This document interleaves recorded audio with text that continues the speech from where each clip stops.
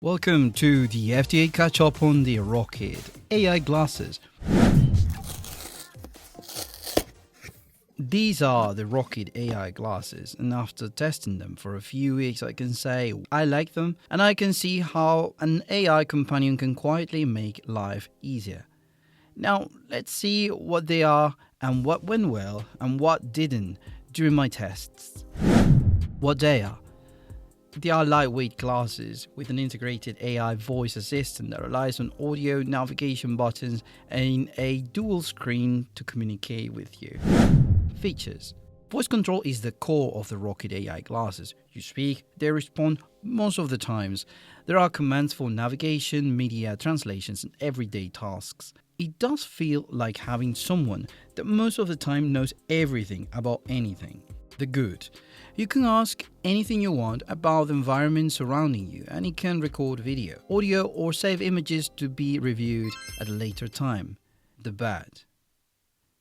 In areas with spotty reception, communication issues will happen. The glasses might briefly freeze up without warning, leading to some unintentionally loud solo conversations. Be prepared for those off-grid silent treatments when the signal drops. Probably, due to privacy restrictions, you always have to explicitly ask to have a picture taken, saying things like, describe the type of tree I'm looking at.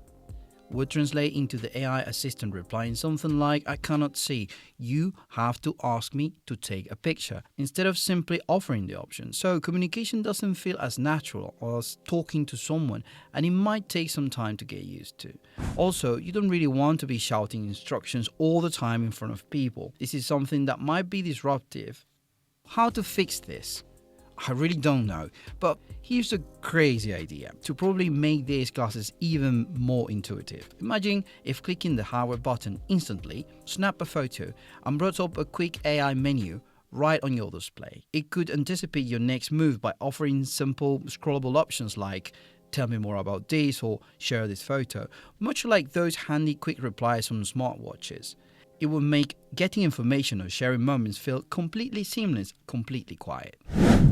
Object recognition.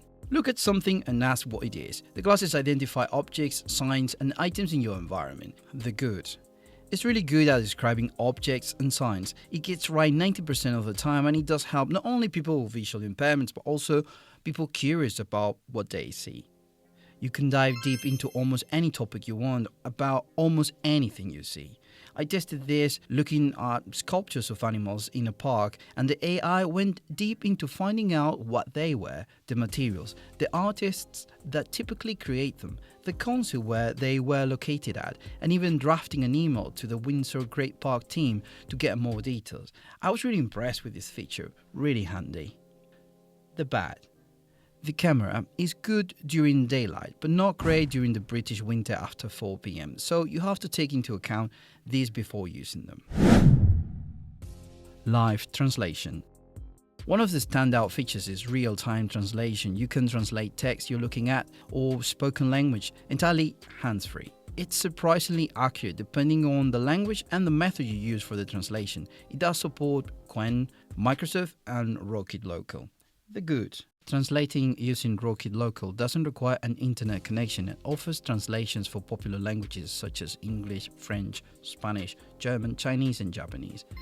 Also, using the Microsoft translation engine is really accurate even for languages such as Hungarian. I did test it, and although it wasn't 100% accurate, it was good enough to translate from and to Hungarian among other 88 languages. Nembros. The Qwen translation is quick and accurate for English, Spanish, and Chinese. The bad. Sometimes it flies, but sometimes it crawls, making it totally unusable when it lags. Also, auto mode didn't work as expected for me. Given that no language is set, the glasses might understand a language that nobody around is talking, and everything goes downhill from there. I found it works better by specifying the language you want to be translating from. Some features also are temporarily free, but they might have a fee in the future. So that's not great, but expect it. Navigation. Navigation overlays and voice guidance keep you oriented without needing to look down at the phone, except you might need the phone to set the route initially. Now, if you're a cyclist, I will compare this to navigating using an old Garmin or Wahoo in black and white. There was a recent update that added a mini-map, and that's super helpful. You get the estimated arrival time, the current time, the speed, and the mini-map along with the usual audio directions and arrows depending on the mode you choose, cycling, walking, or driving. The good. The screen provides all the details you need to navigate without having to look at your phone when walking. Driving with the glasses is very easy. The mini-map and the details are placed in such a way that doesn't disrupt your driving. I was initially concerned about how having information displayed would distract me, but without noticing, my eyes just did the job. The eyes focus on the map when necessary, without forgetting the road. I wonder if this is something that will work the same for everyone, and it just depends on the IPD or the size of the glasses. The bad. The data depends on the phone, and information such as speed when driving might not always be available. Also, the green text is perfectly visible within a range of light conditions, but if the day suddenly becomes sunny, you might struggle a bit to read. This can be adjusted, but certainly not while driving. Audio experience. The directional speakers give you clear audio while keeping your ears open to the environment. There are a couple of sound modes, podcast and rhythm, which work okay. You can also take phone calls, use the navigation buttons, and although it might look like you're talking to yourself, it worked quite well. It was possible to hear the other person and the other person could hear me. Similarly, it does support controls for playing media. It is functional and works appropriately, without being too bad nor too amazing. The good. You can hear directions when driving without any issues. The bad. The audio quality is just okay. Daily utility tools. When you take notes or create memos via voice, they are saved directly into the built-in app. The current AI summaries could be more effective. Instead of understanding the call message and summarizing it in its own words, the system appears to select direct quotes and simply connect existing phrases from the audio. Build and comfort.